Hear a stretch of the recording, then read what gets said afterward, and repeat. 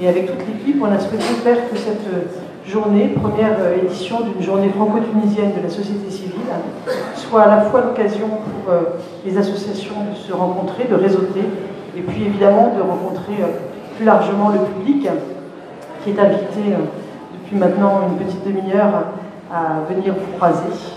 Donc je pense que les débats qui ont lieu et qui auront lieu entre tous sont évidemment importants. Je ne prolonge pas davantage les choses et je vous salue et remercie de votre présence. Et encore une fois, remercie les panélistes qui vont donc mener cette table ronde. Merci. Merci à vous. Alors, monsieur Akhir, on va parler en français, dans cet espace français, les amis français. On va débattre d'une question très cruciale. Elle est au cœur de tous les débats sociétaux, politiques, dans liée aussi à l'avenir des générations, l'avenir de la nation. Et les partis politiques, les forces sociales ont toujours mis beaucoup de poids sur cette école, sur cette question d'école. La relation de l'école avec la société. L'école est très dangereuse dans ce sens où elle a ces deux fonctions essentielles, dont parle Durkheim par exemple. Elle n'est pas seulement cet outil de transmettre le curricula de l'humanité, ce moyen que les adultes, qu'une génération passée transmet à une génération plus jeune le contenu des savoirs humains. Elle a certainement ça, c'est construire l'esprit, construire les pensées, construire l'être humain dans son individualité, dans son esprit créatif, mais elle a l'autre fonction aussi très très vitale et très dangereuse dans le sens important. Parce que je dis dangereuse, ça veut dire qu'elle a beaucoup d'impact sur le social et sur le... Elle a cette fonction, cette deuxième fonction, de préparer les citoyens. C'est pour ça qu'elle devient aussi un enjeu politique de tous les partis, de toutes les forces démocratiques ou bien forces sociales. Parce que c'est un enjeu de l'avenir. Comment préparer un citoyen? Donc le type de la société qu'on veut bâtir dépend d'une grande partie, dépend du type de l'enseignement de l'école qu'on... Par exemple, en Tunisie, vous savez bien, je rappelle rapidement, en Tunisie, elle a mis beaucoup de la génération de l'indépendance, ils ont misé sur l'école.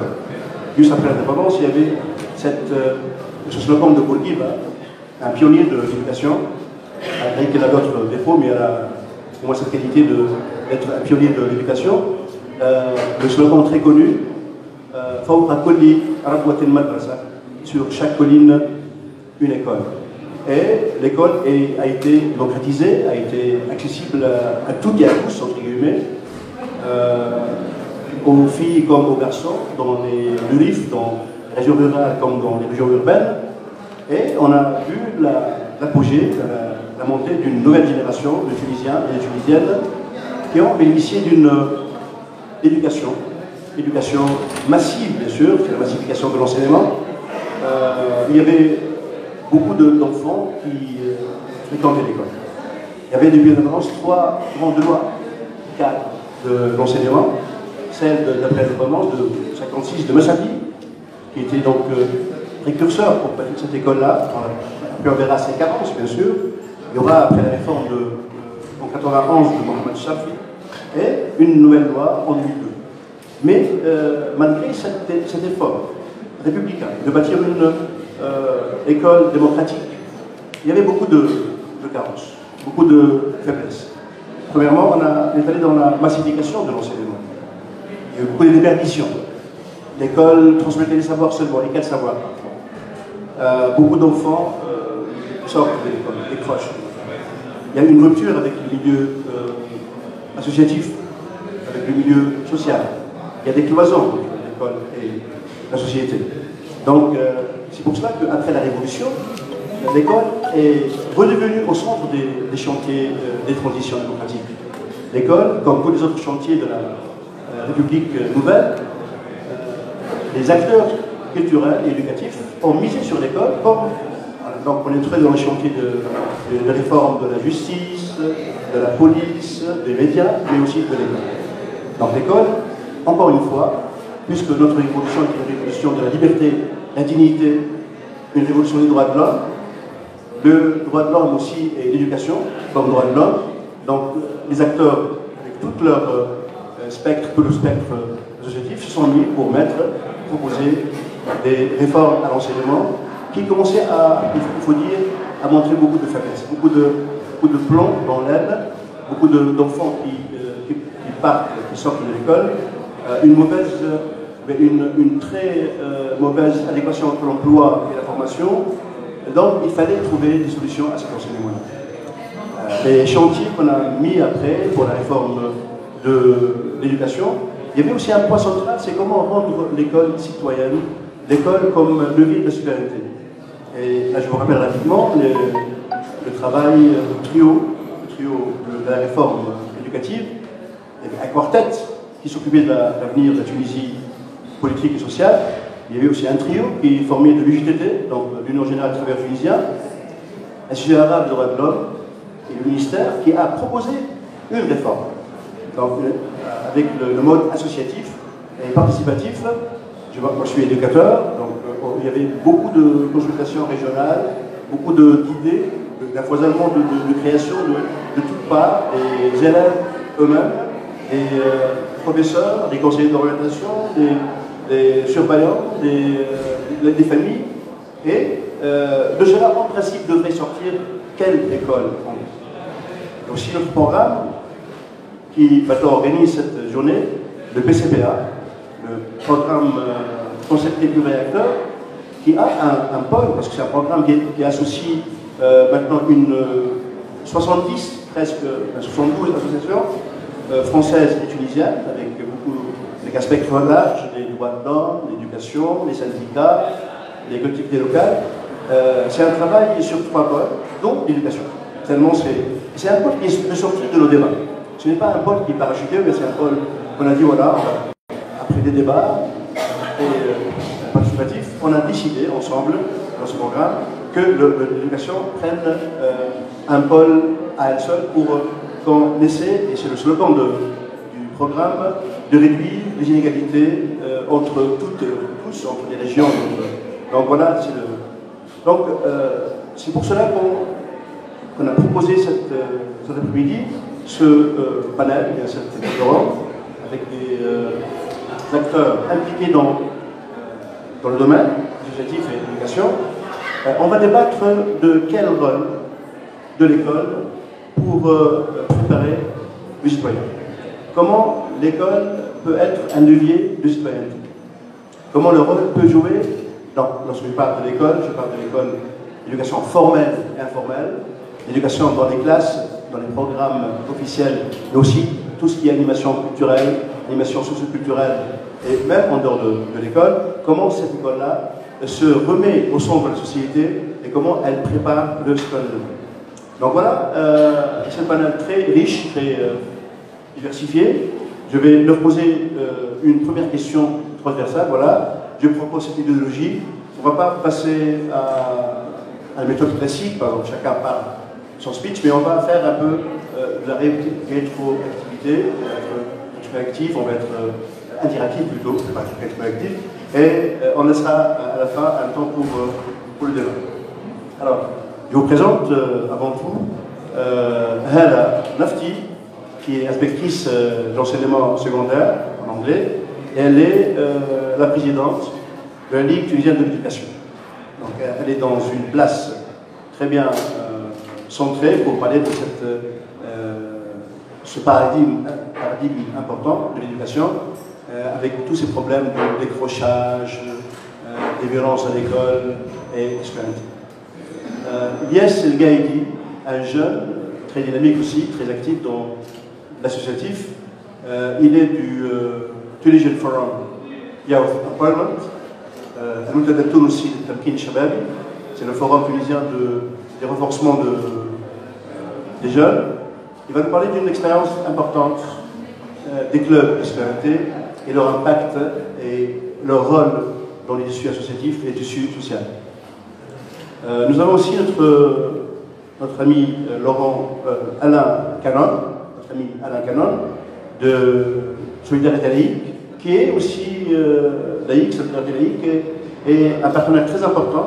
Il pilote même le programme PCPA, c'est un acteur très présent, vous le connaissez, et il va nous parler des enjeux éducatifs, des enjeux mondiaux qui ont une implication sur l'éducation. Laurent Benoît, il a une expérience très originale dans le périurbain, dans des régions comme le Mélassine ou bien Kasserine, original parce que il veut rompre cette verticalité des décisions par rapport à l'école. Il va parler aussi de tout ce qui est la recherche, action et son rôle dans la réforme de l'éducation. Et ma voisine Monia Mohamdi, qui nous vient de Kasserine, et elle anime l'association Amal Espoir, en arabe Amal Espoir, et ils ont aussi pas mal d'expérience dans le domaine, les loisirs, l'éducation socio-culturelle, comment aussi bâtir des ponts avec l'autre rive. Voilà notre panel. Moi je m'appelle Ahmed Galay, je suis défenseur des droits humains, je suis ex-vice-président de la Ligue des droits de l'homme tunisienne et je suis éducateur de mon métier à la retraite. Alors avant tout, je vais poser une question, point de vue, ça veut dire l'optique associatif. De quel côté il se place? Éducateur ou bien animateur d'association? Alors la question première, qui va donc tapisser un peu le débat par la suite, quelle articulation? C'est un peu général, mais si vous avez le loisir de répondre à votre aise, suivant votre optique, votre expérience, quelle articulation entre société et école, en général? Lorsqu'on parle de citoyenneté à l'école, est-ce qu'elle est à l'école, par l'école, dans l'école? Comment l'école elle-même déjà prépare le citoyen par le mécanisme interne déjà de citoyenneté, et comment aussi elle prépare, certains disent, citoyenneté dans l'école, intra-muros, et par l'école pour l'avenir. Donc je vous laisse, si vous voulez, prendre la parole à votre aise. Bonsoir tout le monde. Je suis très ravie d'être ici aujourd'hui pour pouvoir parler de cette question si importante qu'est l'éducation aujourd'hui. C'est un défi en Tunisie, un défi, comme l'a dit Sidark tout à l'heure, parce que au lendemain de l'indépendance, déjà 1956, on a eu une école, et ça c'est extraordinaire pour un pays qui a misé sur l'éducation. Mais aujourd'hui, l'éducation semble en perte de vitesse, et tout le monde le dit, l'éducation publique. Or, nous tenons tous, toutes et tous, je pense, tunisiens, pour nous, c'est fondamental que notre école continue à être une école civique, civile, et tournée vers tous les Tunisiens, là où ils se trouvent. Et justement, Ahmed a parlé de cloisonnement. Nous avons toujours vécu dans une école intramuros où ce sont les éducateurs qui décidaient de ce que devait être l'école. Les éducateurs et évidemment les décideurs au niveau du ministère de l'Éducation. Or aujourd'hui, il est difficile de parler d'éducation si on n'associe pas étroitement la société civile. Si l'école ne sortait pas de ces contenus disciplinaires cloisonnés, où les enseignants ne se connaissent pas forcément entre eux, où les élèves ne connaissent pas leurs enseignants, ne connaissent pas leur établissement qui n'est pas un lieu de vie. Et donc, dans mon organisation, en tout cas dans la Ligue tunisienne de l'éducation, nous avons formé ce réseau d'associations qui pensent qu'il est extrêmement important d'intervenir au niveau de l'école, mais d'intervenir au niveau non seulement des enseignements fondamentaux, qui doit rester l'apanage des éducateurs, mais l'enseignement des compétences de vie, et des compétences de vie qui aujourd'hui qui se traduisent par l'esprit critique, le travail collaboratif, la résolution de problèmes. Tout ça doit devenir une réalité. Donc ensemble, nous travaillons sur Merci Hella. le devenir Excuse-moi, d'une je école reste citoyenne. un peu directif. Je vous en prie, mes chers amis, nous sommes en train de débattre d'un problème important, je crois, et vous êtes même conviés à nous partager nos points de vue. Merci beaucoup d'être au moins silencieux pour qu'on puisse le suivre. Hella, vous trouverez le temps après de finir l'expérience de... Mais non, on va casser un peu de l'ordre.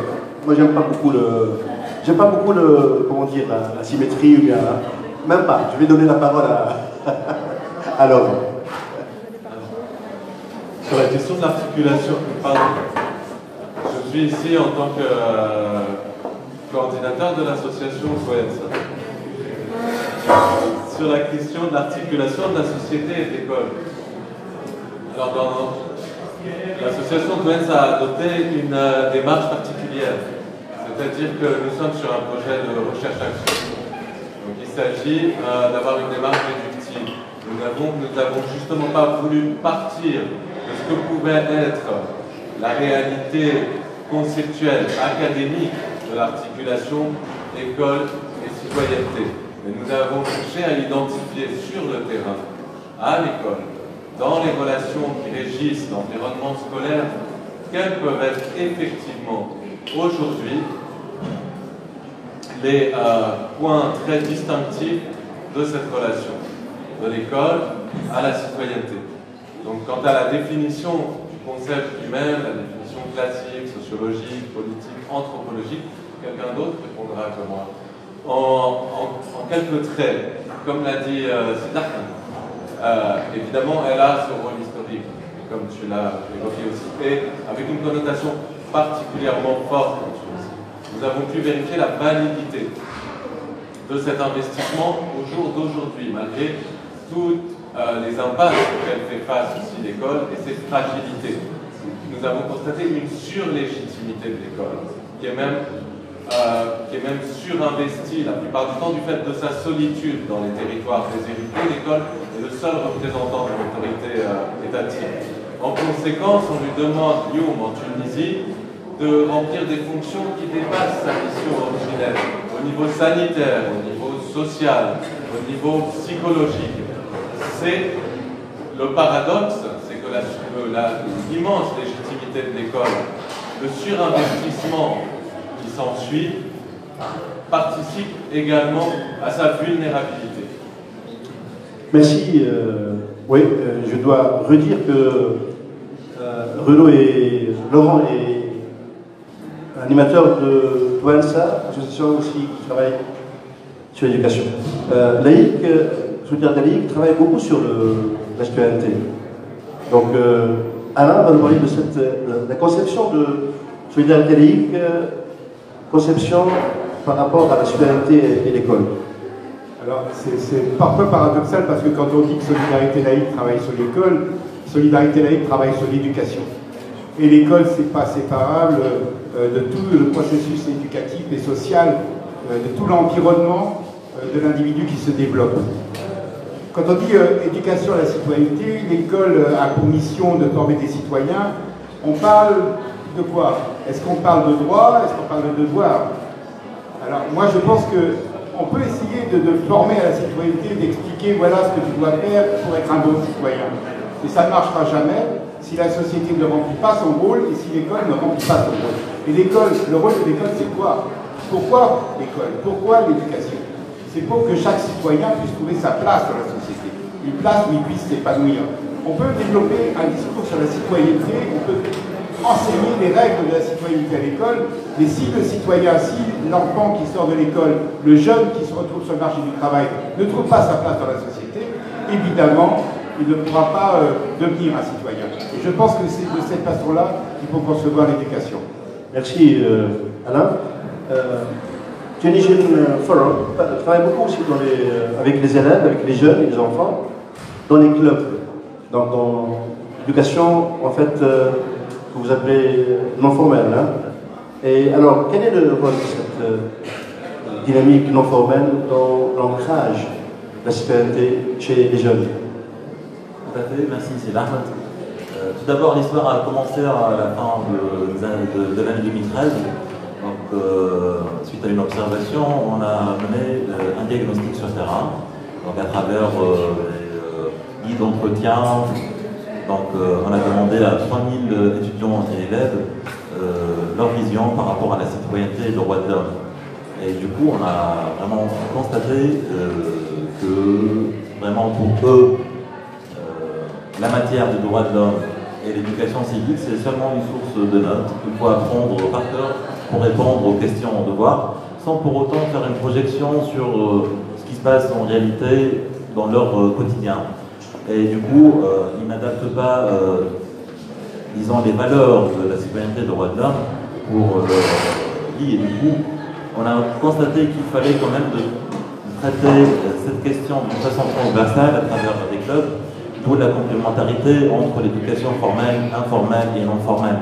Et du coup, on a commencé par un projet pilote de 3 clubs, et maintenant c'était dans des lycées, et maintenant au total on a 10 clubs dans des universités, lycées et collèges, et des écoles primaires.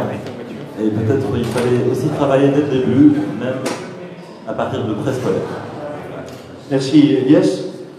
Monia, Amel, comment elle voit la problématique de la scolarité à l'école? À Amel, on est parti d'un constat, justement par rapport à l'enclavement des écoles rurales dans notre région, sachant qu'à Gazli, il y a plus de 300 écoles, 347 exactement, 347 écoles primaires, avec 45 écoles en milieu urbain et le reste dans un milieu rural. Et comme je disais, donc, le constat c'est qu'il y a un enclavement de ces écoles.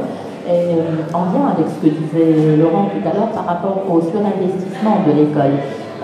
C'est vrai, il y a un surinvestissement, mais plus, moi je dirais, fantasmagorique que réel. Parce que moi, ce que je constate, du moins dans notre expérience en ayant travaillé sur 2 projets vers une école rurale dynamique dans le cadre des CPA, mais aussi dans le projet Je dessine, donc je suis,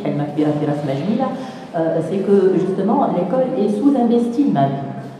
C'est-à-dire que même la mission première de l'école, des fois, n'est pas remplie. C'est-à-dire que les enfants, des fois, n'ont même pas d'enseignants. Et ce que vous disiez tout à l'heure par rapport au rôle de l'école, c'est de donner une place à chaque citoyen, justement. Déjà, dans l'école, les élèves n'ont pas tout à fait leur place. Et on a constaté que justement, l'élève dans une école rurale, la plupart du temps, malheureusement à cause de toutes les faiblesses et les défaillances que nous connaissons aujourd'hui dans l'école tunisienne, c'est une réalité, ce n'est un secret pour personne, l'élève non seulement, et ça on l'a constaté, jusqu'à la classe de 6e ne sait pas tout à fait lire, ni écrire, ni lire, mais en plus, il n'a aucune autre activité. Déjà, ça n'est pas rempli complètement. Et il y a une absence quasi totale de tout ce qui est animation socioculturelle. Et nous pensons à Amalou que justement en agissant peut-être sur cette question-là, sur cette dimension de l'animation socioculturelle, c'est-à-dire en animant des ateliers avec les enfants, on aidera peut-être à ce que les enfants, d'ailleurs l'appellation Je dessine donc je suis, c'est pour justement travailler avec les enfants sur la prise de conscience de leur place déjà dans l'école. D'accord, oui. Donc, dans l'école, ils vont peut-être dans la société. Donc après, tu auras l'occasion de parler plus de Amel, qui fait un travail à partir de un cogito, on va en parler. C'est pas dessine-moi un mouton, c'est je dessine donc on reviendra. Donc je lance, j'injecte pour retenir après, je dessine donc je suis. Ça vous rappelle les cartes, hein, les cogito de cartes. L'école apprend ces formules-là. Mais c'est bien, mais aussi pas seulement ça. Justement, l'une des faiblesses de l'école tunisienne. Alors, merci pour cet éclairage général de la problématique sur votre spectre à vous, votre optique à vous, associatif et personnel.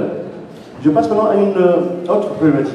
Quel enseignement est maintenant à l'école et quel enseignement, bien quel type d'enseignement on veut, bien, on projette pour que l'école soit vraiment une école embrayée sur la vie.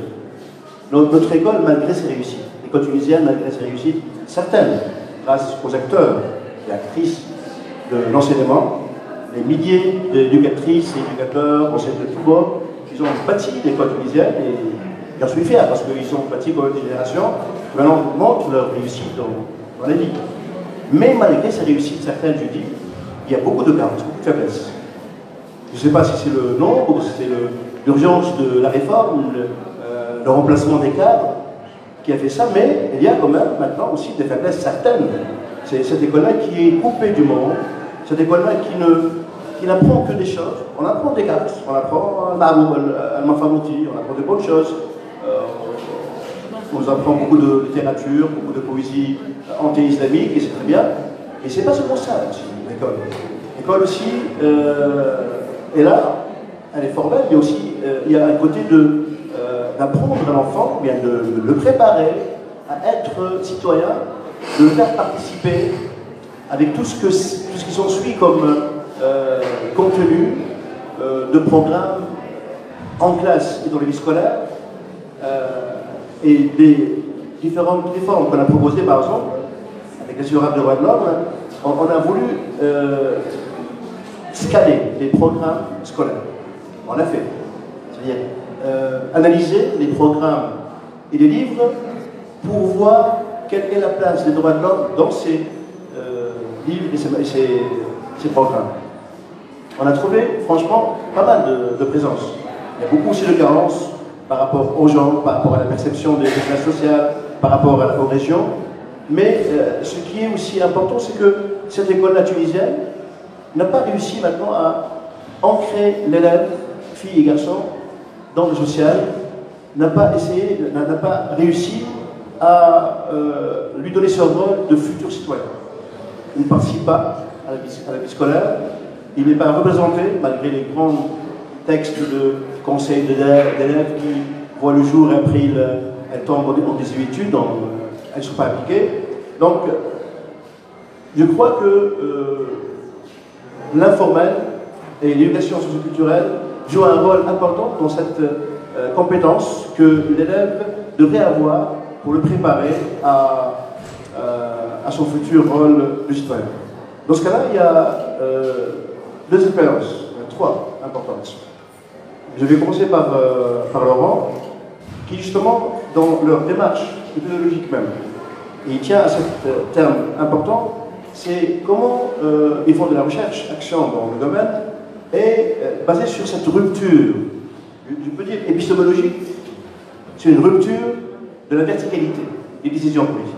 Alors comment cette rupture, pourquoi vous dites rupture, et quel est, si vous voulez, le côté un peu heuristique qui permet une ouverture pour une réforme, pour un autre éducatif, notre éducation. Laurent.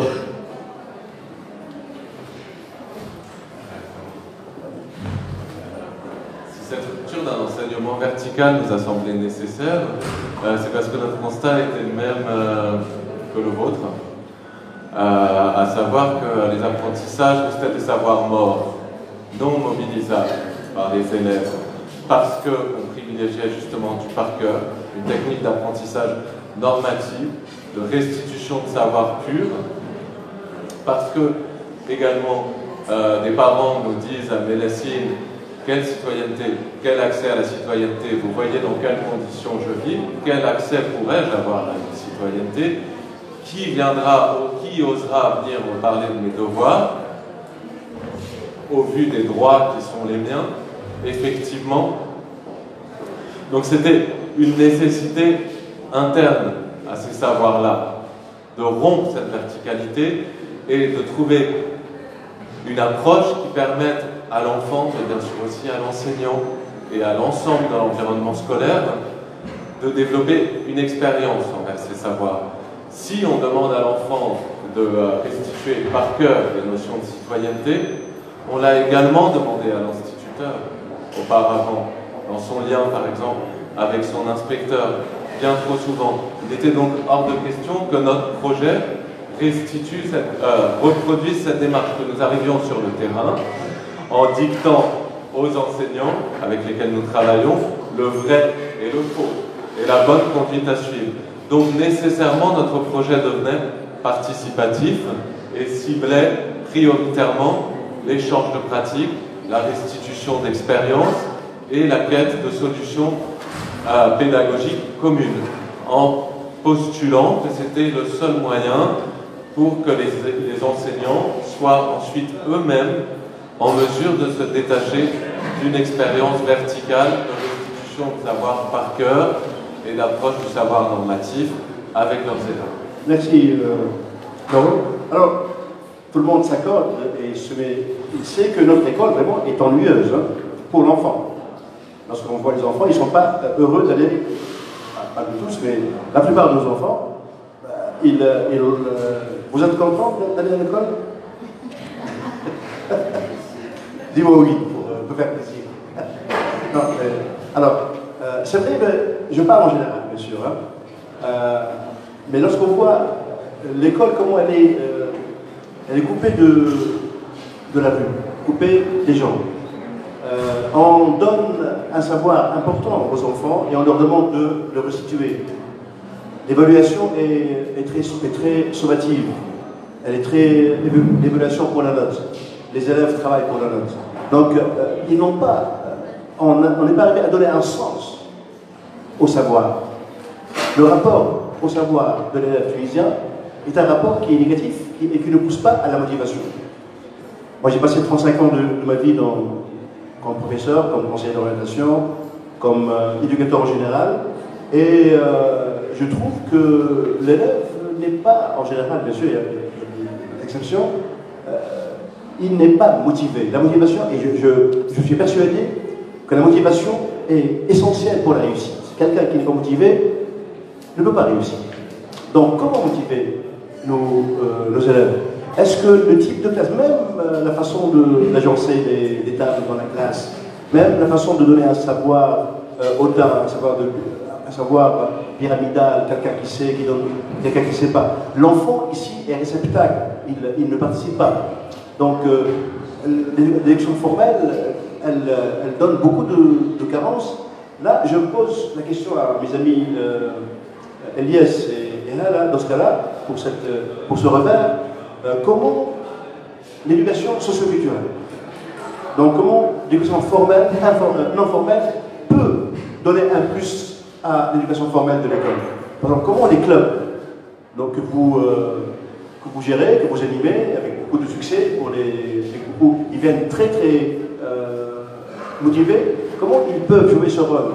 Premièrement, de redonner sens à l'école, de redonner du plaisir à l'école, et comment ils peuvent aussi surtout préparer un jeune, parce que les jeunes, on a beaucoup de programmes de l'éducation civique sur les élections, sur les structures, les gestions des arts, mais puisque l'élève les prend comme étant une matière à examen, il ne les comprend pas comme des valeurs sociales et civiques.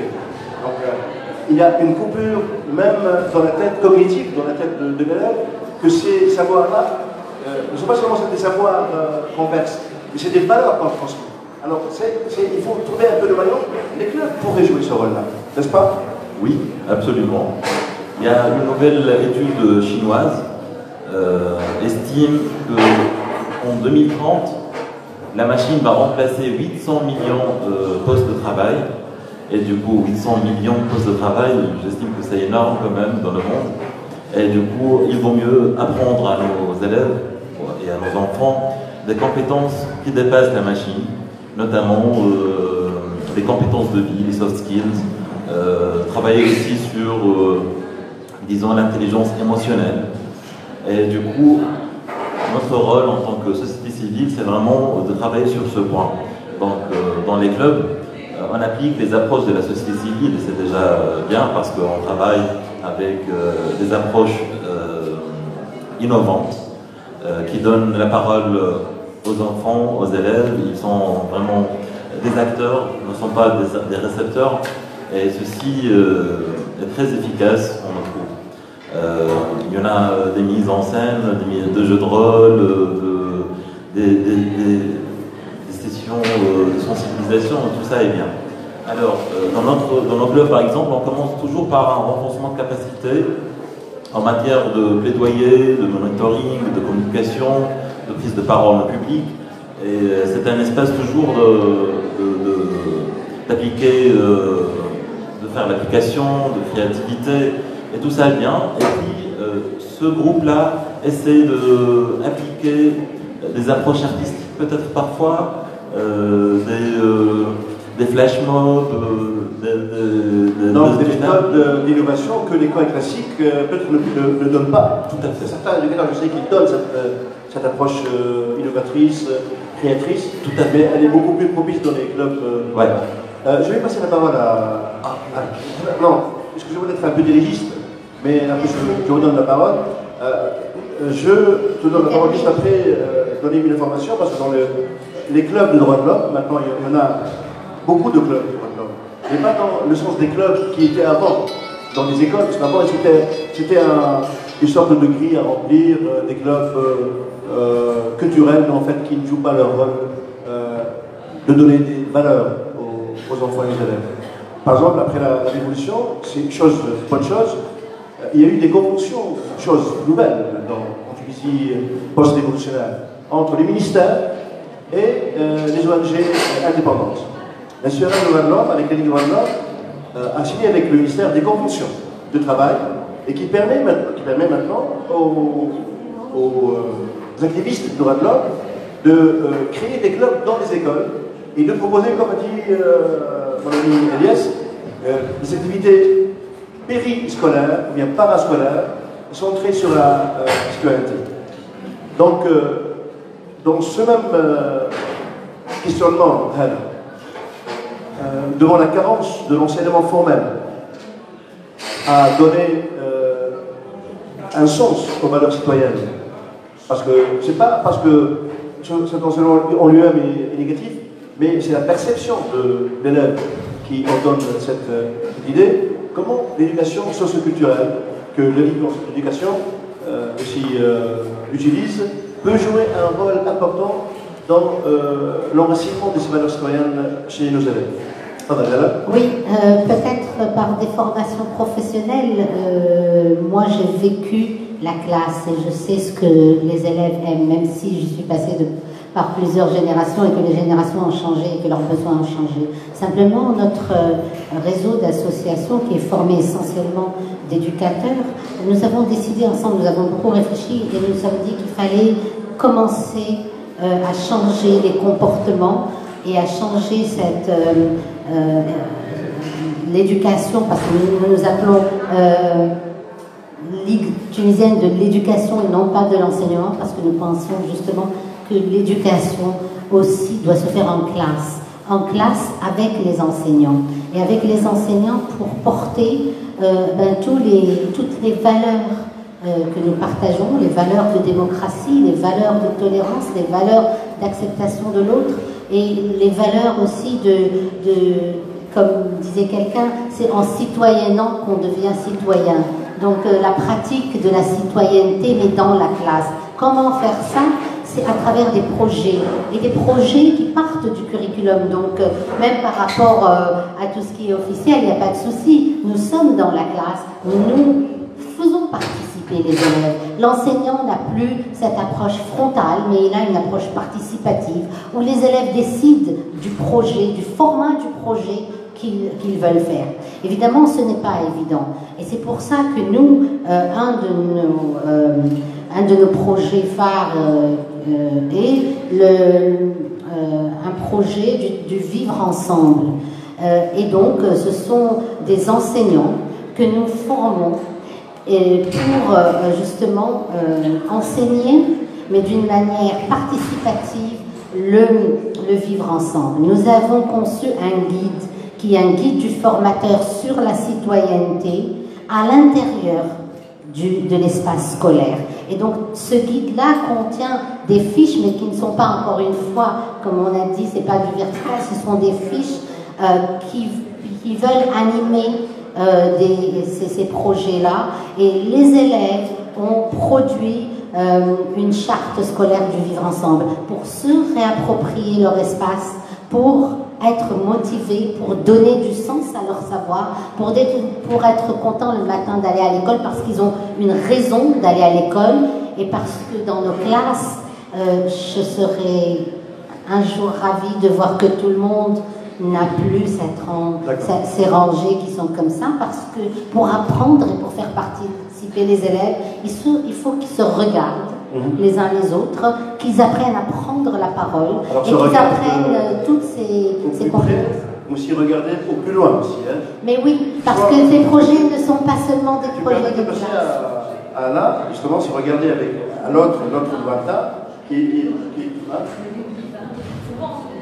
non, je ne dis pas. Je te réserve le plus gros lot. Chacun.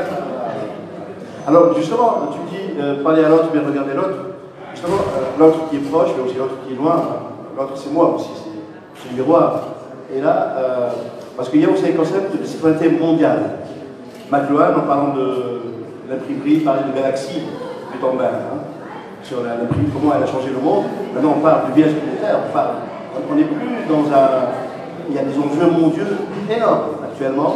Il y a des mutations extraordinaires dans le monde, sur le plan économique, social et politique. Après, le problème, c'est de l'impact de obligatoire. On doit se battre pour ça dans une école publique. On n'a pas envie d'une école privée à la carte, en fonction des revenus, en fonction des territoires. Voilà. Donc ça, déjà, on l'a constaté parce qu'on était tous unis, 38 pays sur les 5 continents. Les enjeux fondamentaux aujourd'hui, oui, on a une planète de plus en plus petite. Dans les années 60, l'enjeu fondamental, c'était les déclarations d'indépendance. Aujourd'hui, dans les années 2000, l'enjeu fondamental, c'est nos déclarations d'interdépendance. Et elles ne sont pas concurrentes, elles sont complémentaires. Quand vous êtes malade, une maladie, ça ne s'arrête pas à une frontière. La question aujourd'hui de qui va gérer l'éducation, avec effectivement l'émergence du numérique, avec l'émergence des GAFA, des Google, Apple, Amazon et Jean-Louis Turin, voilà, c'est fondamental. 60% des contenus d'éducation sont actuellement sur Google. Ils ont la maîtrise des contenus. L'étape suivante, et elle est déjà en marche, c'est avoir la maîtrise de l'éducation pour imposer des contenus et des contenus marchands. Alors, c'est pas être contre le numérique c'est une formidable opportunité. C'est choisir ce qu'on veut en termes de numérique. C'est lutter contre tout ça. Moi, je t'écoutais tout à l'heure sur les clubs, mais c'est ça. On est aujourd'hui on n'est plus en train de faire des réformes de l'éducation. On est en train de penser en permanence l'éducation. Pourquoi? Nous sommes 7 milliards et 600 millions d'habitants sur cette planète aujourd'hui. Nous serons 8 milliards 500 millions en 2030. La planète est de plus en plus petite. La pollution est partout.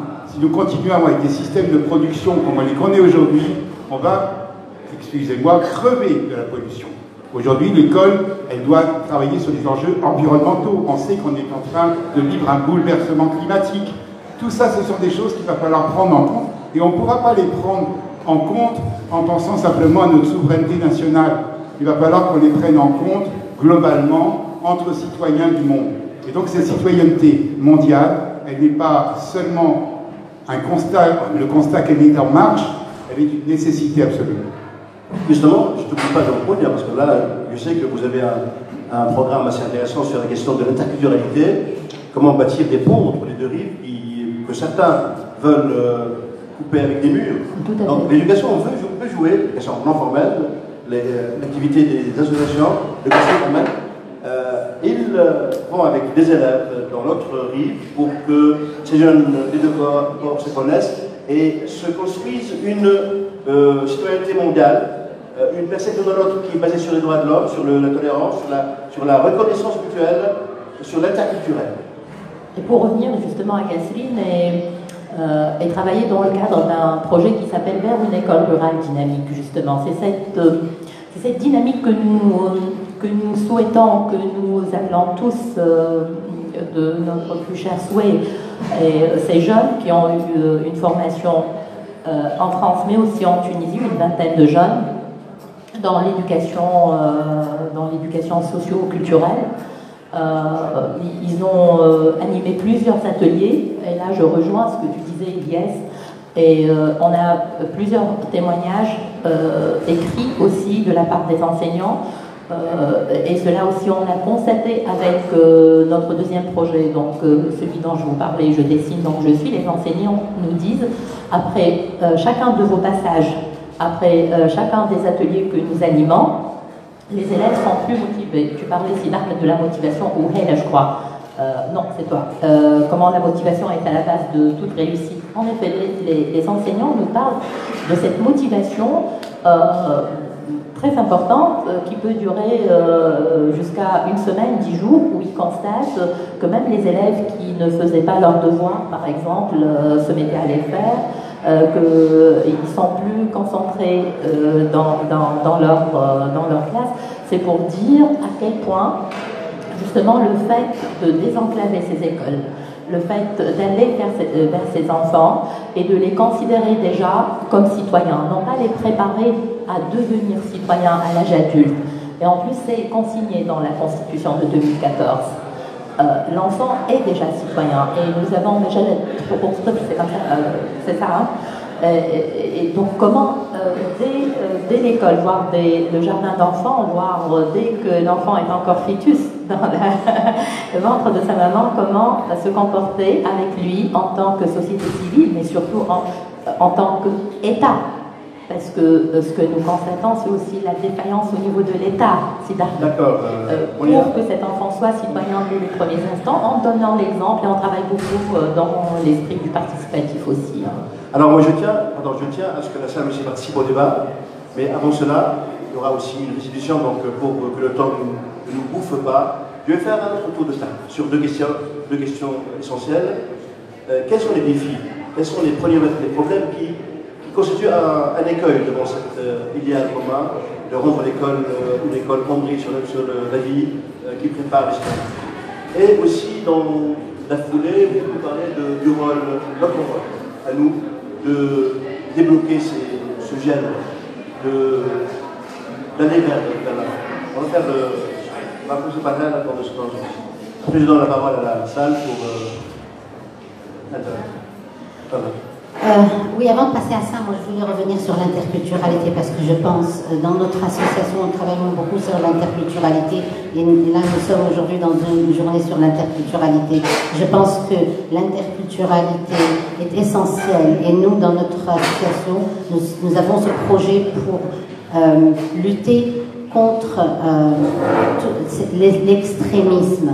L'extrémisme ici et en France. Et si on ne parle pas, si on n'échange pas, en utilisant le numérique qui aujourd'hui nous aide énormément, en ayant ces échanges-là avec le numérique, mais des échanges physiques aussi, de part et d'autre. Nous ne voulons pas que ce soit dans un seul sens. Ça doit être dans les deux sens pour que nous ayons une meilleure compréhension de l'autre et pour devenir ces citoyens global citizens, comme on dit, je ne sais pas comment on dit en français. En tout cas, ça, je voulais rebondir. Maintenant, les défis que nous rencontrons, ils sont énormes. Ils sont énormes et le premier, c'est la formation des enseignants. Nous avons des enseignants qui ne sont pas préparés à enseigner aujourd'hui avec cette dimension d'école qui éduque, une éducation, évidemment, comme on le disait, citoyenne, la formation des enseignants, la formation des chefs d'établissement, travailler aussi sur la vétusté des écoles, ça c'est un défi énorme. Nous pensons que cette ouverture et cet aller-retour entre l'école et la société civile ne peut se faire que si vraiment on travaillait ensemble, les pouvoirs publics et nous-mêmes. Nous travaillons ensemble dans ce PCPA, nous avons fait avancer les choses, nous avons fait bouger les choses, nous avons fait venir des décideurs politiques qui comprennent mieux ce qui se passe. Donc ça c'est un gros défi de les faire venir à nous, et d'aller vers eux et justement de préparer ensemble ce devenir de l'école, parce que tous parle d'échec scolaire. Mais l'échec scolaire, quand nos enfants décrochent et qu'ils veulent partir, nous pouvons les retenir grâce à cette approche différente, grâce à ces projets où ils sont impliqués, grâce à la reconnaissance de leurs différences. Parce que quand on regarde une classe, c'est pas un élève, c'est chaque élève à sa place, chaque élève aime faire quelque chose et par les projets qu'on leur donne de cette dimension culturelle, on donne à chacun une voix et une possibilité de faire en classe. Merci Hélène. Elias, vous avez certainement mesuré l'impact de vos clubs depuis quelques années que vous faites maintenant l'action avec les élèves. Est-ce que cet impact-là est à même de relever les défis de la citoyenneté? On a même récolté des témoignages. Le directeur du lycée Assad Ben Fouad David El Lille nous a annoncé que le taux de violence dans son lycée a diminué, et c'est grâce au club, parce que parmi les bonnes pratiques, c'est l'apprentissage par les pairs. Donc les membres du club travaillent à vraiment vulgariser les concepts de citoyenneté de droits de l'homme pour les enfants et leurs collègues. Aussi, c'est un espace de pratique de citoyenneté et du coup, l'élève se sent plus impliqué et acteur et du coup, il est plus responsabilisé et ceci peut donner un impact même en dehors des frontières de l'école. Parmi les défis existants, peut-être, c'est l'institutionnalisation des clubs parce que vraiment, il nous faut un cadre qui nous donne la possibilité de dupliquer ces expériences parce que ça a vraiment montré leur importance. Aussi, la dualité formation et application. Donc, apprentissage par application, ça donne plus d'efficacité et donne un très grand impact chez les jeunes. Aussi, comme j'ai dit, il faut donner confiance aux jeunes et aux enfants parce que, tout d'abord, la participation, c'est un droit, et d'autre part, ils vont certainement nous surprendre parce qu'ils ont vraiment des compétences numériques, par exemple, artistiques, qui nous dépassent, ils sont très créatifs, il faut seulement donner un espace pour pratiquer ça. Merci Elias. Alors, tout à l'heure, vous nous parliez des enjeux mondiaux. Hein. Alors, si on passait aux défis mondiaux, et quelle est votre réponse de votre position de militant universel? Mais je vais répondre un peu comme mes voisins, parce que c'est là qu'on s'aperçoit que finalement, quel que soit le territoire, on a à peu près la même vision. Je pense que c'est assez évident aujourd'hui. Ce que tu disais, c'est l'école est l'affaire de tous.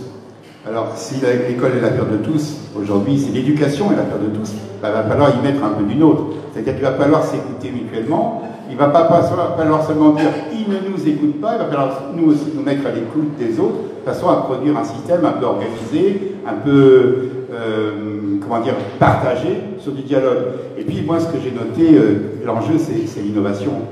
Il va falloir essayer des choses nouvelles, parce que si le monde change, si les enjeux qui sont en train de nous envahir aujourd'hui sont différents de ceux qu'on avait autrefois et qui étaient un monde un petit peu finalement sécurisant parce qu'il ne bougeait pas tellement finalement. Hein. Et là, il bouge à une vitesse grand V. Et ben, il va falloir se donner des moyens d'innover, d'essayer ce que font effectivement des collègues autour de la table. Et puis, je pense que parmi les innovations, alors on parlait du rôle de l'élève, de l'étudiant, du jeune, etc. Oui, il va falloir le mettre à la fois dans un système, dans une place d'apprenant, mais également de professeur. C'est-à-dire qu'il faut travailler beaucoup maintenant sur les échanges de savoir. Un jeune n'est pas sans savoir des choses que nous savons, que nous ne savons pas, par exemple. Il faut se mettre à l'écoute, il faut permettre aux jeunes de tenter des choses, se laisser surprendre par leur qualité, leur capacité à apporter de l'innovation, et puis capitaliser là-dessus. Aujourd'hui, il faut quand même qu'on admette une chose, on ne sait pas grand-chose. On ne sait pas grand-chose de ce qui est absolument nécessaire à faire. Donc, donnons-nous les moyens d'essayer. Merci. Laurent, vous avez déjà choisi de travailler dans des régions en défi. Hein. Vous avez choisi dans le territoire de périurbanité, les périurbains, de Val-d'Acier. C'est déjà un défi de faire entrer ces valeurs-là de citoyenneté dans des régions qui, généralement, sont un peu laissées pour compte, sont délaissées par les politiques éducatives. Alors, c'est exactement, bien sûr. Mais quel autre défi cela vous pose-t-il à toi, Elsa? Moi, le défi qui me semble essentiel, qui n'est pas forcément propre à ces territoires-là, Et pour nous, le défi central et celui qui apparaît à travers notre expérience, c'est de sortir la citoyenneté et les notions de citoyenneté acquises de la fiction, de cesser de demander à l'instituteur de transmettre des savoirs et d'accepter de vivre sur un mensonge, c'est ce qu'on lui demande aujourd'hui, et il en souffre, de cesser de demander à l'élève de restituer des savoirs dont il doit accepter qu'ils ne sont pas opérationnels. Il me semble, il nous semble, et c'est étayé par des études que nous pratiquons, que nous sommes là face à quelque chose de très grave, qu'il y a urgence également. Que faire ça, c'est totalement déstructurant. On est dans l'univers de socialisation secondaire de l'enfant. Et on lui demande, en fait, non pas volontairement, mais c'est ce à quoi aboutit cette démarche actuellement en cours, on lui demande finalement d'accepter de ne pas interroger le sens de son vécu, le sens du réel. Et plus grave encore, on lui demande d'accepter que les mots ne sont pas là pour appréhender et pour décrire ce réel. Pour nous, Association Twens, après ce travail de 2 ans et demi, il nous semble qu'on est là dans une réelle racine du mal et dans une genèse de la violence aussi. C'est-à-dire demander à un humain qu'on est en train de former d'accepter l'absurde, d'accepter l'indicible, d'accepter l'absence de sens, c'est à proprement, nous sommes dans un processus à proprement parler criminel et qui explique la mise en branle de tout un processus de violence. Sachant par ailleurs que nous voyons que ces catégories, ces valeurs ne sont pas intégrées, ou ne sont qu'en tant que fiction, que mensonge, et que parallèlement, des catégories comme le halal ou le haram sont opérationnelles auprès de tous ces publics avec lesquels nous travaillons, que le lien à ce niveau-là se fait d'une façon, le lien dialectique se fait et fonctionne d'une façon impressionnante, avec une efficacité folle, le recours à la valeur, la notion, le recours à la notion abstraite, le recours à la valeur morale, sous-tendant, légitimement cette même notion abstraite, et la traduction dans un comportement éthique fonctionne au niveau religieux magnifiquement. Les chercheurs et ne fonctionnent pas au niveau scolaire. Vous m'excusez, je suis long. Oui, je vous arrête tout de suite parce que ça aussi peut parler, mais on va ne pas oublier notre Monia qui a choisi une belle métaphore pour donner un nom à son ONG, Amal, donc dans une région aussi spécifique, à Kasserine, notre région de Kasserine. Alors, Amal, l'espoir, Oui. vous travaillez sur aussi des loisirs. Oui. Alors, quels sont les défis spécifiques à votre région et aussi en lien avec les défis généraux de la Tunisie pour l'école et la citoyenneté? Tout à fait. On parlait tout à l'heure de l'intermondialité. On a espoir dans les écoles rurales que nous visitons d'être dans une interrégionalité, sincèrement et franchement. Nous rencontrons des élèves qui, dans leur majorité, ne sont jamais sortis de leur village. J'ose même pas dire village parce qu'il ne s'agit pas tout à fait d'un village, c'est des douales. S'il y a des géographes parmi nous, ils vont comprendre la différence qu'on fait entre Douala et village en Tunisie. Et donc, ils rêvent de visiter Kasserine, Spit, là où Kasserine ou Spit, d'ailleurs, même tel, là, maintenant, on ne peut même plus parler d'une ville à tel. Donc, ces défaillances-là, ce manquement que nous constatons de la part de l'État vis-à-vis de ces enfants, nous met directement face à un défi ou une problématique ou une absence qui devient aujourd'hui très bloquante pour tout le monde. Au fait, nous avons le sentiment, les enfants aussi, les enseignants, tous ceux que nous rencontrons, qu'il y a comme une forme comment on peut l'appeler, comme une forme de déni du problème qui se traduit par une absence, nous le disons comme ça, une absence de vision. Je ne parle pas de stratégie parce que je pense qu'une stratégie doit être à l'origine et avant tout qu'il y ait une vision chez ceux qui gouvernent le pays, c'est ceux qui sont à la tête du pays. Cette absence de vision, par contre, nous la rencontrons mais de manière très disparate chez les enfants quand ils dessinent. Et nous avons choisi cette appellation « je dessine donc je suis » pour rappeler le cogito de Descartes, certes, mais aussi dessin. On joue sur le mot dessin dans le sens de avenir, dans le sens de plan de vie. Voilà, c'est dans ce sens que nous entendons « je dessine donc je suis », c'est-à-dire je décide de ma vie. Et avec les enfants, on essaye justement de décider ensemble de ce que doit être l'école à l'instant T au moins où nous sommes avec eux. Et c'est vrai qu'ils sont capables pendant les 2 ou 3 heures de temps que nous passons avec eux de transformer l'école. Merci. Monia, vous, mes chers amis, vous faites partie aussi de la table ronde. Vous avez certainement des points de vue, des approches. Je sais certainement qu'il y a parmi vous des éducateurs, des associatifs. Alors, vous allez compléter, si vous le voulez bien, ce que vous avez entendu de la part de nos amis. Alors, vous pouvez maintenant, je vous donne la parole, soit pour compléter, pour donner un point de vue, pour nous enrichir aussi, pour éclairer une problématique déjà posée, mais pour une question. À vous la parole, s'il vous plaît. Alors, si vous voulez, vous annoncez. Alors, j'ai 3. Vous, je donne les distances, Madame.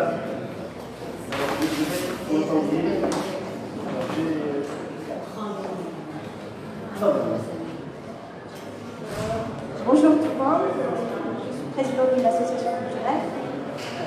Je vous remercie pour ce thème, félicitations. Je trouve que l'État n'a rien fait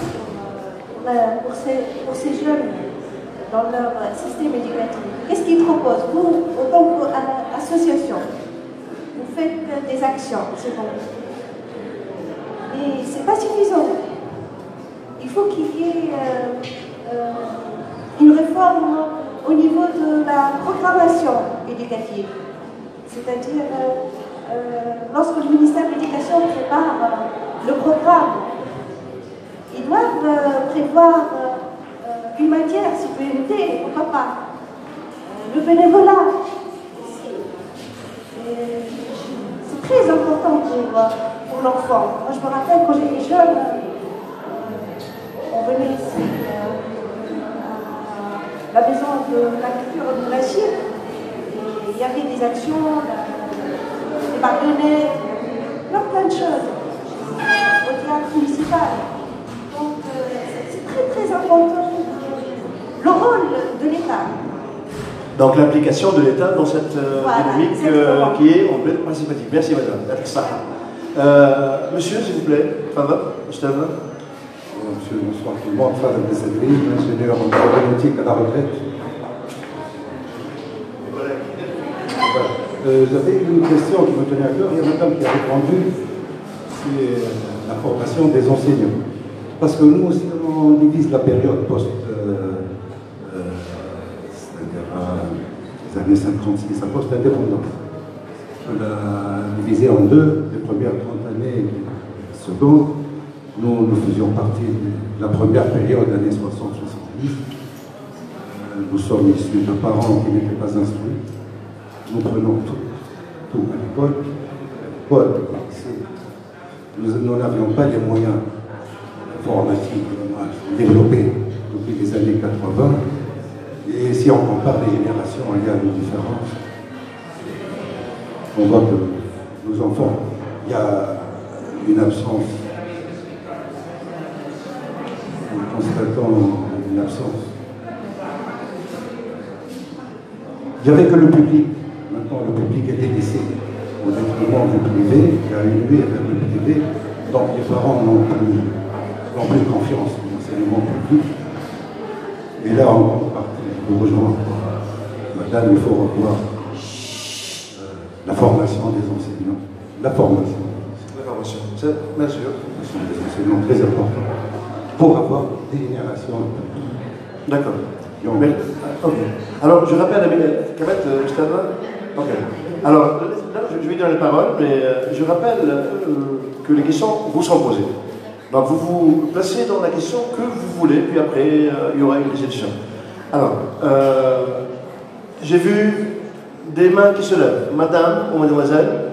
Je préfère madame, parce que pourquoi on différencie entre madame et monsieur, alors que mademoiselle et madame, et monsieur, seulement monsieur. Donc, je dis madame à tout le monde. Hein. Bonjour tout le monde, je suis mademoiselle Rofel Knati, journaliste activiste.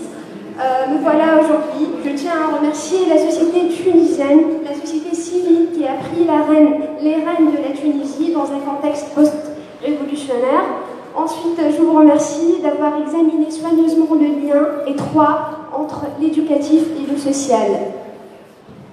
Je vais évoquer 2 points. Le premier point, c'est la vulnérabilité sociale. Donc, on est face à un individu qui est toujours en quête de la qualité de vie, un élève qui est toujours en quête d'une vie meilleure. L'offre, elle est figée, l'offre éducative, l'offre sanitaire, l'offre d'emploi, l'offre universitaire, elle est figée face à un individu qui est en perpétuelle évolution. Le deuxième point, et ça c'est très important, je veux dire, et je me permets de le dire, qu'une seule main ne peut nouer le paquet. Le développement durable est une démarche multidisciplinaire qui engage les organismes étatiques et non étatiques. Voilà. Absolument, mademoiselle. C'est pas moi qui vais vous contredire. Hein. Ça, il dit. Kamal Torti, Isaac. Alors, rappelez-moi, là, pour que je me voie, donc après, je fais l'alternance, qui m'a fait une liste électorale, hein, à Carac. Fadl Seb.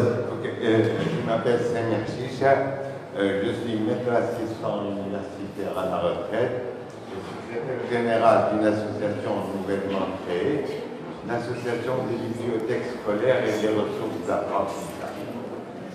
J'aime beaucoup le philosophe allemand Leipzig. J'ai beaucoup aimé votre optimisme, madame. Il reste que la réalité, elle est bien difficile dans les institutions d'enseignement. Quand le représentant du ministre de l'Éducation nous dit « J'ai pas trouvé d'argent pour faire les toilettes, comment voulez-vous que je fasse une bibliothèque où j'achète des livres ?» Regardez ce que ça fait. Quand nous savons que les associations de la société civile en folent peu de moyens, regardez toutes les difficultés que nous avons. Plus, ne nous leurrons pas beaucoup. Nos réflexes, nos anciens réflexes sont là. Le ministère de l'Éducation, et j'assume ce que je dis, il y a beaucoup de bureaucratie, il y a beaucoup de résistance au changement. Alors, on a beaucoup de volonté. On veut faire comme dit madame. On est optimiste, mais on sait que c'est vraiment difficile d'agir dans le domaine de l'enseignement. À cause de la bureaucratie, à cause des lenteurs et des pesanteurs bureaucratiques de l'administration. Et ça rejoint un peu ce que disait madame sur la politique. Oui, madame, ici, vous lui cédez la parole? Merci. Bonsoir, je suis Salwa Sili, responsable de formation dans une organisation de la société civile. Je souhaite en premier lieu vous remercier pour cette thématique très importante pour la Tunisie.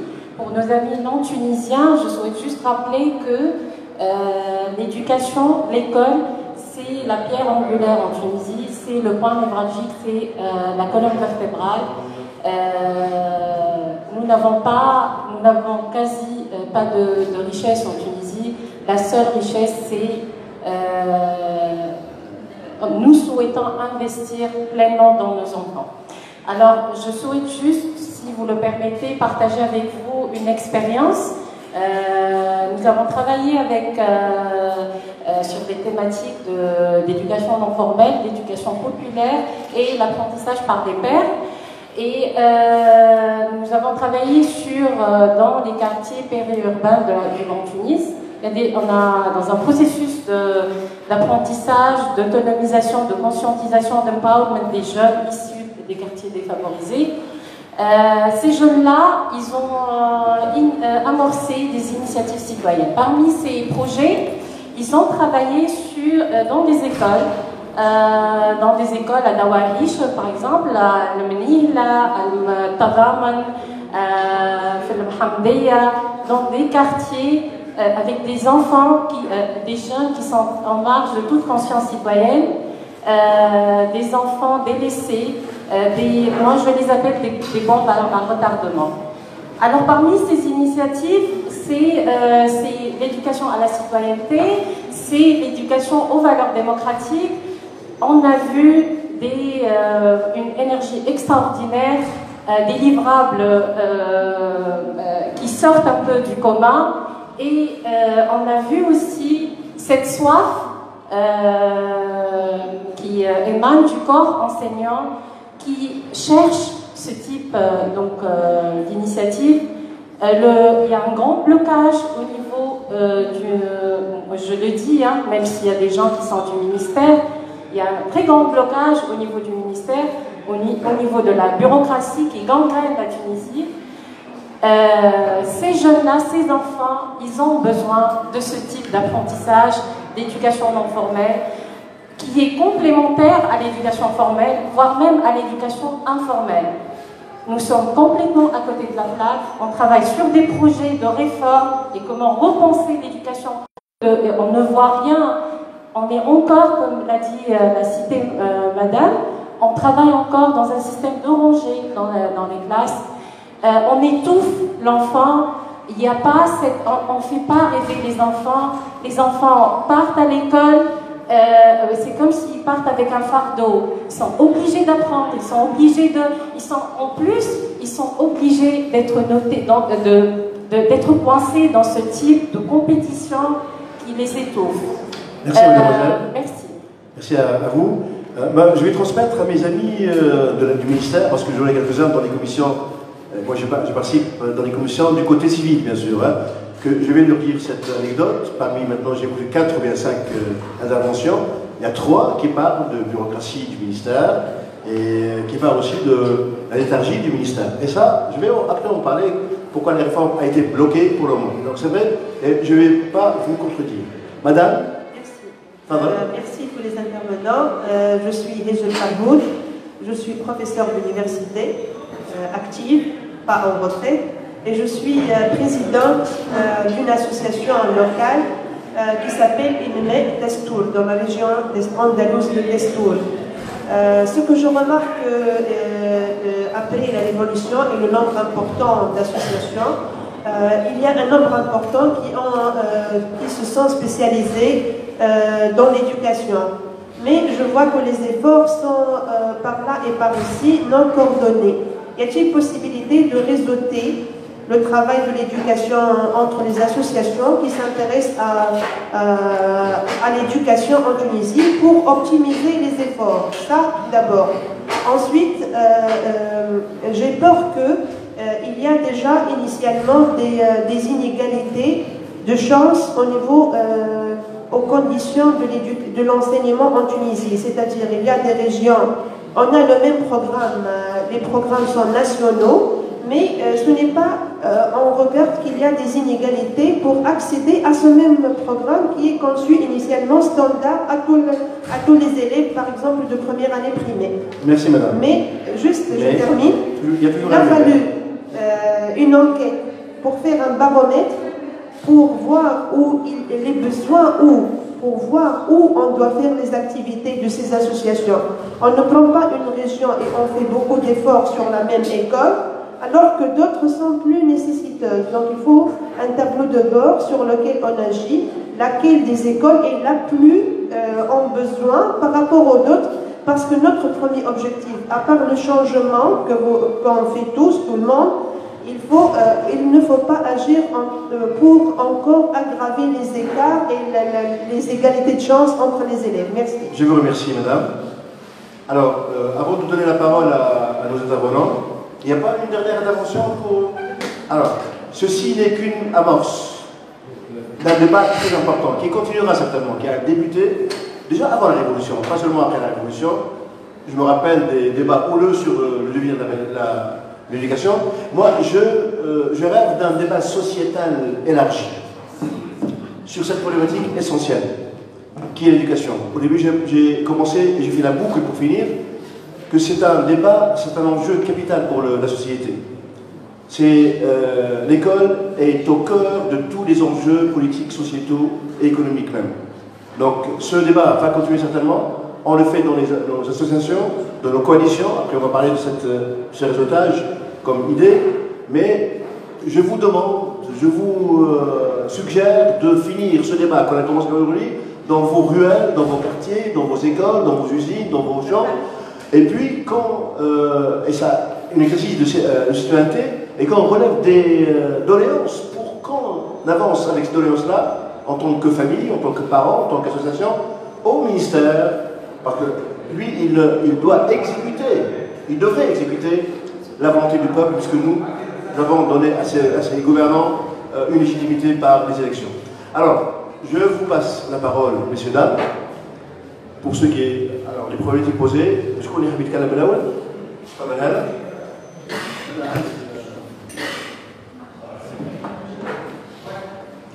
Oui, eh bien, je vous remercie pour tous ces commentaires et ces questions. Je suis optimiste peut-être par nature, peut-être parce que j'ai été longtemps dans l'enseignement et que j'ai fait bouger quelques petites choses, mais ça a bougé. Et donc, on dit aujourd'hui le réseautage, c'est très important. Aujourd'hui, on est ici présent des associations dans un programme très important. Le PCPA, Programme Concerté Pluriacteur, il dit ce qu'il veut dire, c'est-à-dire que nous sommes des associations qui voulons porter le changement en Tunisie avec l'accompagnement de nos amis français, et ensemble on va le porter ici en France, donc ce dont je parlais tout à l'heure.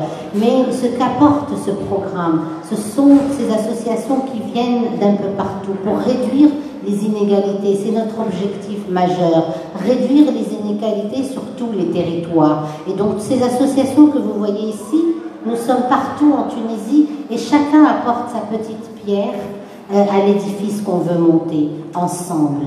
Et donc tout est bienvenu. Ce que nous sommes en train de faire, et hier on était dans une réunion de pôle, qu'on appelle le pôle éducation, dans ce programme-là. C'est un pôle qui réunit des associations tunisiennes et françaises dans le monde d'éducation, et ensemble, un de nos axes importants, c'est d'accompagner le changement au niveau institutionnel, d'accompagner la réforme qui est en cours. Et la réforme qui est en cours ne va pas se faire sans nous, sans la société civile, sans vous, parce que petit à petit, plusieurs associations sont en train de nous rejoindre pour justement, chacun, là où il se trouve, apporte une réponse, une petite réponse. N'oubliez pas, nous avons commencé il y a quelques années et l'histoire d'un pays ne se construit pas. C'est vrai qu'on veut changer rapidement, mais nous connaissons le ministère de l'Éducation, nous connaissons tous ceux qui travaillent ou qui ont travaillé au ministère de l'Éducation, connaissent les lourdeurs. Mais je vous assure que nous sommes en train de les faire bouger parce que nous sommes partenaires. Et partenaires à part entière parce qu'aujourd'hui, rien ne peut se faire sans la société civile. Merci Madame l'optimiste. Je ne dirais pas optimiste, optimiste. Je peux? Bien sûr. Alors, je veux répondre à mademoiselle et à madame peut-être un peu, parce que j'ai commencé sur le social, et je vais finir sur le social, parce que c'est vraiment quelque chose d'extrêmement important. Je pense que vous avez parfaitement raison. On ment en permanence. On est en train de dire que demain, ça va être comme hier. C'est-à-dire qu'on va à l'école, on fait une formation professionnelle, on trouve un métier, on se marie, on a des enfants, etc. Non, c'est fini. Depuis la fin des années 70, Au début, on nous a parlé d'une crise, hein, enfin, elle dure depuis les années 70, elle s'éternise, et non seulement elle s'éternise, mais elle s'amplifie. Et finalement, la société qu'on connaît aujourd'hui, c'est qu'il n'y aura pas de travail pour tout le monde, et c'est clair, net et précis. Donc il faut arrêter de penser que c'est le modèle qui va permettre à un jeune de trouver sa place dans la société. Et tant qu'on dira ça, tant qu'on sera là-dessus, on ne proposera pas de solution aux jeunes. Je ne suis pas contre l'école, mais je pense qu'aujourd'hui, il faut préparer les choses autrement. Quel est le rôle d'un homme dans la société? Qu'il soit africain, sud-américain, européen, etc. C'est d'être le chaînon entre la génération d'avant et la génération d'après. Et ça, on n'y arrive plus. Qu'est-ce qu'on propose à nos jeunes aujourd'hui? Ben, ils le savent bien qu'on ne leur propose rien. On leur propose un modèle au sein duquel ils ne pourront pas s'intégrer. Donc on leur ment. Donc on ne leur permet pas de s'épanouir. On ne leur permet pas de se construire un avenir. Donc nous ne sommes pas des éducateurs. Et quand j'entends Madame parler d'initiative citoyenne des jeunes, ça c'est notre responsabilité. On peut ne pas croire à ce qu'ils sont en train de faire, on peut se dire qu'ils sont en train de se tromper, que c'est pas ça qu'ils vont faire, etc. On doit les encourager, parce qu'on n'a pas grand-chose à leur proposer, et on a tout à apprendre de ces initiatives citoyennes. La solution de demain, c'est d'innover, c'est de savoir que notre intégration sociale ne se fera pas forcément par le travail, mais qu'un jeune qui ne trouve pas sa place dans la société, c'est un jeune sur lequel on exerce une violence considérable et intolérable, et qui lui-même deviendra violent et extrémiste. Et je crois qu'il faut vraiment penser les choses comme ça. Merci Alain. Très édifiant. Laurent, tu prends la parole? Si tu veux. Non, moi j'ai écouté plutôt et je reçois, j'apprends. Je ne sais pas si j'ai quelque chose à répliquer. D'accord, Monia. Oui, ton optimisme me fait peur, elle. C'est vrai, parce que c'est un énorme chantier, au fait. C'est un énorme chouette. Je ne dis pas. Oui, je sais que tu ne dis pas ça. Mais je sais, c'est vrai, mais ça fait peur parce que à vous écouter et en repensant à cette expérience très courte que nous menons à Amal, qui n'a que 4 ans, donc c'est vraiment trop peu, trop court, etc. Mais je me dis à chaque fois, quand je suis face aux enfants, pendant les ateliers que nous animons, là, tu soulèves un énorme problème, Laurent, mais qu'est-ce que je suis en train de faire? Est-ce que je ne suis pas là à leur mentir, moi aussi, à leur faire un petit peu miroiter des choses, etc. Et pour revenir la fois d'après dans un autre atelier, je vous assure que ce n'est pas toujours facile. Parce que je sais qu'ils sont face à des problèmes énormes et que nous sommes là pour faire de l'animation que nous appelons socio-culturelle et que, comme disait quelqu'un parmi vous, qui n'ont pas de toilettes, certaines écoles n'ont pas d'eau potable, qui n'ont pas de salle où on peut animer. D'ailleurs, on anime la plupart du temps en plein air, quel que soit le temps qu'il fait. Des fois, on ne peut même pas faire de l'animation parce que ce n'est pas possible de le faire comme ça.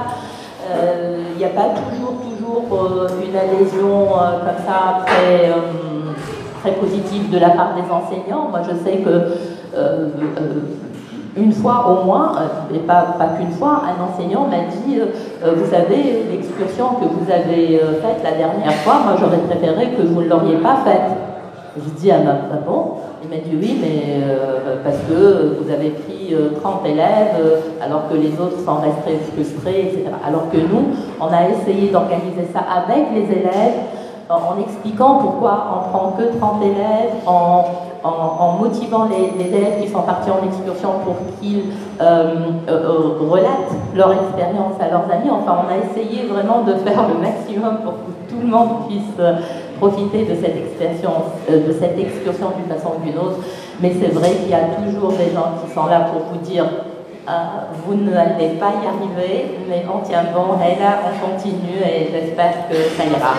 Nous avons le feu sacré. L'inquiète. La parole est au jeune de Employment. Yao. Alors oui, bien sûr, un peu d'espoir. Pour notre programme, s'il est pluriacteur, c'est parce qu'il y en a des collectivités locales, des associations, des syndicats, mais aussi des acteurs publics. Et la philosophie de notre programme, c'est qu'on est conscient que la société civile tout seul ne peut pas changer la situation, les acteurs publics non plus, mais ensemble on peut vraiment travailler sur un vrai changement. Il nous faut seulement une vision stratégique. Alors peut-être quel type d'école on veut avoir en 2030, 2040, quel type ou quel genre d'élèves on veut avoir. Et là, on peut vraiment travailler dès maintenant en tenant en considération la nouvelle technologie, les changements existants dans le monde. Voilà. Merci. Je finirai par... oui, on va finir dans 2 minutes. Donc je reprends ces critiques positives de l'inertie officielle. Et je le dis parce que j'en sais quelque chose. J'étais dans les commissions de réforme avec la société civile. On a élaboré quelque chose de très très ambitieux. On a analysé les programmes, les manuels, on a proposé des réformes de la vie scolaire. On a même donné des consultations populaires dans les régions. Tout le monde y a participé. J'ai été parmi la commission qui a fait la synthèse de toutes les consultations. Et on a présenté au ministère. On leur a dit, voilà, nous sommes un trio. Assuara derrière lui tout un réseau d'associations de droits de l'homme, dont la Ligue des droits de l'homme, 38 associations, dont les plus anciennes, comme la TMD, comme l'Amnesty International, comme la Ligue. Donc on leur a dit, autour de Jaloul, que voilà, rien ne se fait qu'avec ce trio-là. Parce que nous avons une perception de la réforme participative, sinon elle ne sera pas acceptée. On a réformé, on a donné des idées sur le temps scolaire, sur l'animation des clubs, etc., sur la présence des droits de l'homme dans les programmes scolaires, mais justement, on assiste maintenant à une certaine inertie, léthargie, qui est due certainement aux attitudes qui sont laissées à changer, mais on est là, comme a dit elle, rien ne se fera sans nous, et là, on a besoin d'une proposition de réseautage. On a même parlé dans notre travail d'hier dans le pôle d'éducation du CPA de former avec ces initiatives de réseau par-ci par-là une coalition nationale pour l'éducation qui sera un contrepoids, qui sera une force de proposition, un contre-pouvoir très fort pour présenter des réformes au ministère. Alors, je finirai par dire par un terme un peu, vous connaissez tous Émile Habibi, le palestinien, qui parle de l'optimisme, parce que j'ai voulu beaucoup parler de l'optimisme. On n'a pas le droit, d'une façon d'être pessimiste. Parce que l'unité, si elle lâche, si elle pose les armes pacifiques, rien ne se fera. Donc même s'il y a des écueils, même s'il y a des problèmes, on continuera la marche pour un monde meilleur, que ce soit éducatif, que ce soit l'égalité sociale, que ce soit l'égalité des femmes, etc. Mais c'est pour ça que je placerai entre les deux, avec mon âge et le vôtre, mes chers amis, entre être optimiste essentiellement, être pessimiste parfois, pour donner un terme néologisme optimiste au THL. Je vous remercie beaucoup pour votre attention. Je remercie en votre nom mes chers pénalistes. Et comme je dis, le débat continue pour une école citoyenne meilleure pour l'avenir de la Tunisie. Merci bien.